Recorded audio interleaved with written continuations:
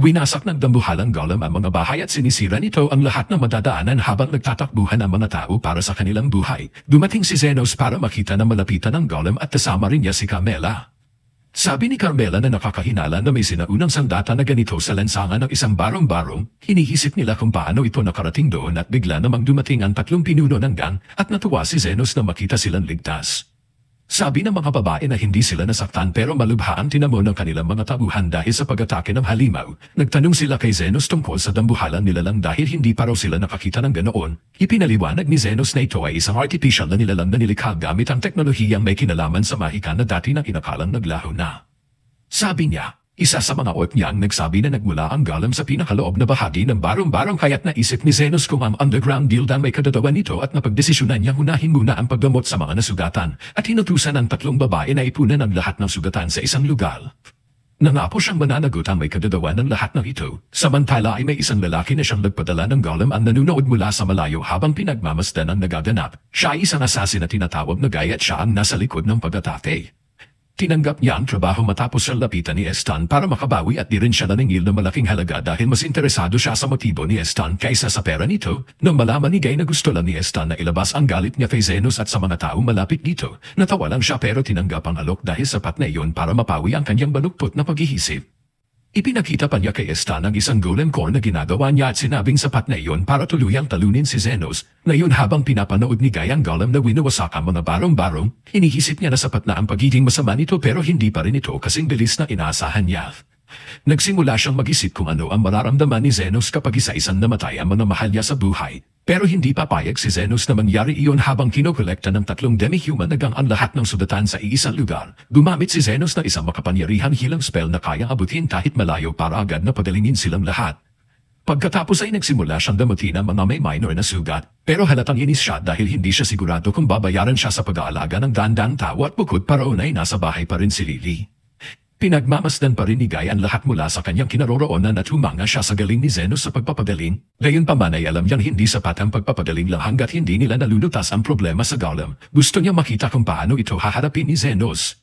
Pagkatapos ng lahat ay natapos na ni Zenos damutin ang mga sugatan at saka siya nakahinga ng kaunti. Tinitigan niya ang golem na patuloy pa rin na nanalasa sa mga barong-barong at napaisip siya kung uuwi rin ba ito kapag nagsawa na. Sabi ni Carmela sa kanya na imposible iyon dahil ang mga golem ay hindi humihinto hanggat hindi nila natatapos ang gutos na ibinigay sa kanila. Naniniwala siyang ang gutos ng golem na ito ay sirain ang mga barong-barong o isang bagay na katulad nun. Napa-facepall si Zenos sa narinig pero sinabi ni Carmela na imposibleng makagawa ng golem sa panahon na yun.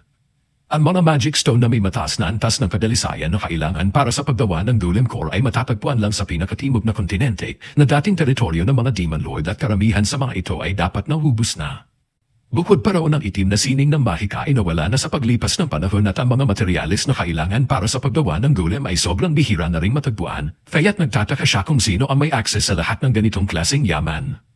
Sabi ni Zenos sa kanya na wala ng saysay na pag-isipan pa ito dahil ang mas mahalaga ay sirain muna ang golem. Binalaan siya ni Carmela na delikado ito pero nagboluntaryo ang mga babae na sumama sa kanya dahil hindi nila pwedeng hayaan na basta nalang sirain ng halimaw ang kanilang tahanan. Tinanong ni Zenos si Carmela kung paano sisirain ang isang golem at sinabi nito na kailangan sirain ang core nito, kung hindi ay magpapatuloy ito sa pag-repair ng sarili. Gayunman ay ayaw ni Zenos na sirain ang core dahil balak pa niyang ibenta iyon. Pinamunahan niya ang mga babae papunta sa golem at sinabi sa kanila na gamitin ang lahat ng lakas nila sa pag-atake. Sumugod agad ang mga babae at pinalakas sila ni Zenos gamit ang mga buff magic. Naramdaman ng mga babae na mas lumakas at bumilis sila at isang malakas na suntok pa lang ay napabagsak na nila ang golem matapos mabasag ang isa nitong binti, pero agad ding inayos ng golem ang sarili nito at tinamaan si Linga na dahilan para tumilapon siya. Buti na lang naroon si Zenos at agad siyang pinutektahan at ginagamot sa mismong oras ng tama. Parang hindi man lang siya nasaktan pero hindi ganoon kadali para kay Zenos dahil matagal na rin siyang hindi nakikipaglaban ng Upwell. Habang tumatagal ang laban ay unti-unti siyang bumabalik sa dating galing at sinisikap niyang manatili sa malapit sa mga babae para epektibo ang mahika niya at patuloy siyang nagpapalit ng defensive at healing spells depende sa sitwasyon. Samantala ay tuloy sa pag-atake ang mga babae sa golem at napansin ni Zenos na may delay bago ito muling mag-repair, kaya iniutos niya mo sa akin ang 2 binti ng golem at nagawa naman iyon ng mga babae kaya bumagsak ito. Pero huli na mapansin nila na may isang batang babae sa lugar na hindi agad na ilikas at ang golem ay babagsak ng diretso sa kanya.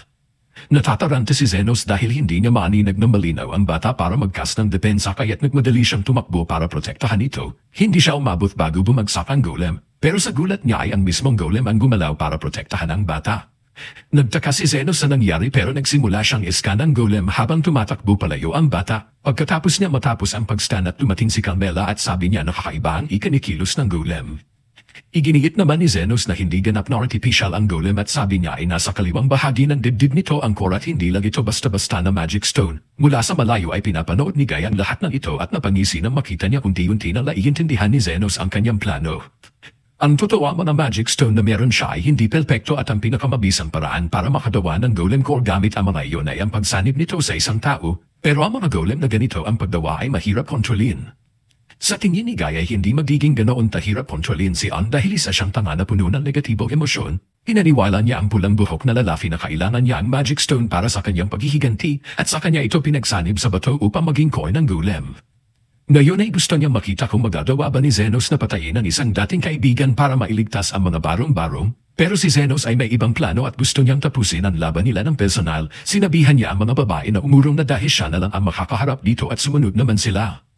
Umalis na rin si Carmela dahil malapit nang sumikat ang araw kaya't naiwan si Zenos na mag-isa kasama ang golem. Sigurado siya na si Estan ay nasa loob nito at sabi niya ay parang hindi kapanipaniwala na ang isang makasariling tao tulad ni Estan ay sumagip ng bata. Pero naalala niya na ang dahilan kung bakit nahumaling si Estan sa pera ay dahil namatay ang kapatid nitong babae sa karamdaman at wala siyang sapat na pera noon para iligtas ito at tinanong niya kung pinapaalala ba ng batang babae ang kanyang kapatid at naisip ni Zenos na baka may natitira pang pagkatao si Estan pero huli na para sa kanya.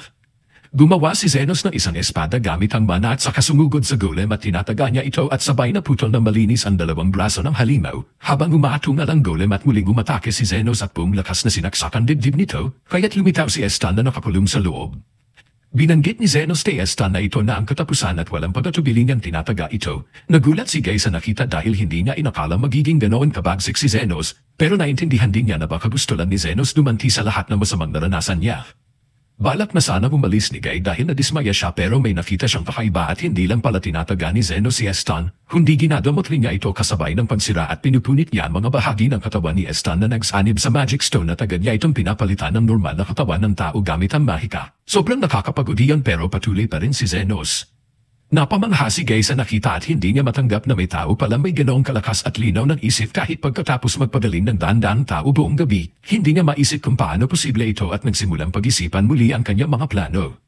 Samantala ay sinabi ni Zenos kay Estan na kung tutusin ay mas mabuti na para sa mundo kung mamatay na siya roon. Pero hindi na ito hahayaang mangyari dahil may dapat managot sa lahat ng pinsalang ginawa sa mga barong-barong at sa kanyang bayad para sa magdamag na pagpapagaling. Kaya't bubuhayin niya si Estan para masingil siya at ang kasabwat nito. Isa pa si Estan ay may dalawang malaking utang na loob sa kanya at una, noong inalis siya nito sa lansangan at pangalawa, noong binigyan siya ng gintong barya bilang pampinansyal na pamamaalam na ginamit niya para palayain si Lily. Ang desisyon na iyon ang tuluyang nagbago sa buhay niya at dagdag pa ni Zenos. Ang pinakahuli at pinakamahalagang dahilan kung bakit niya ginawa ang lahat ay dahil isa siyang manggagamot at hindi siya papayag na may mamatay habang siya ang naroon. Kasabay nito ay buong lakas niyang tinataga ang magic stone sa puso ni Estan at nabasag ito at sa wakas, tuluyan ang napalaya si Estan mula sa kapangyarihan ng bato at habang nakaluhod, inamin niyang sobrang galing ni Zenos na parang gusto na lang niyang isuka ang inis.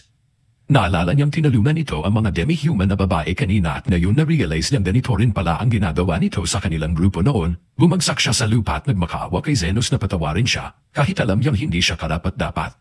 Sabi ni Zenos sa kanya na tumayo na pero sagot ni Estan ay hindi siya tatayo hanggat hindi siya pinapatawad. Sagot naman ni Zenos ay bilisan na niya dahil kailangan pa niya siyang suntukin sa mukha. Napatulala si Estan pero ginamit ni Zenos ang natitirang lakas ng mana niya para palakasin ang suntok niya ng 10 beses. Habang umatras si Estan ay ngumiti si Zenos na may halong kilabot at ipinaliwanag na isa rin sa mga dahilan kung bakit hindi niya ito pinatay kanina ay dahil hindi pa niya ito nasuntok at doon ay buong lakas niyang sinuntok si Estan sa mukha kaya tumilapon ito. Ilang minuto pa ang lumipas bago natabuhan si Estan at pagdilat niya ay nandoon na si Krish sa tabi niya. Tinanong niya kung nasaan si Zenos at sagot ni Krish ay nakasalubong niya ito kanina at ikinwento na nito ang buong pangyayari. Sabi niya na milago na walang nasaktan sa insidenteng ito at habang buhay na may utang na loob si Estan kay Zenos. Pagkatapos ay inaresto siya ni Krish para sa napakaraming kasalanan at tinagdagan pa iyon ng public indecency. Doon lang napagtanto ni Estan na wala pala siyang saplot at ibinigay sa kanya ni Krish ang mensahe ni Zenos na kinuha na niya ang espada ni Estan para maibenta at mabayaran ang mga pinsala. Doon na-realize ni Estan na wala na talaga siyang natira at kahit na-meet pero iniwanan siya ni Zenos ng isang pamamaalam, isang gintong barya tulad ng dati niyang severance pay ay sabi ni Krish, ayaw na siyang makita pa ni Zenos Talenman at doon na paiyak si Estan na parang bata. Samantala ay pauwi na si Zenos at hirap na maglakad, pero nasalubong niya mga demi-human na babae na agad siyang inaalalayan kahit pa sinasabi niyang ayos lang siya. Pagdating nila sa bahay ay agad siyang sinalubong ni Lily at nagabot ng isang tasa ng tsaa para sa kanya bilang welcome pabalik dahil sigurado siyang ligtas itong makakauwi.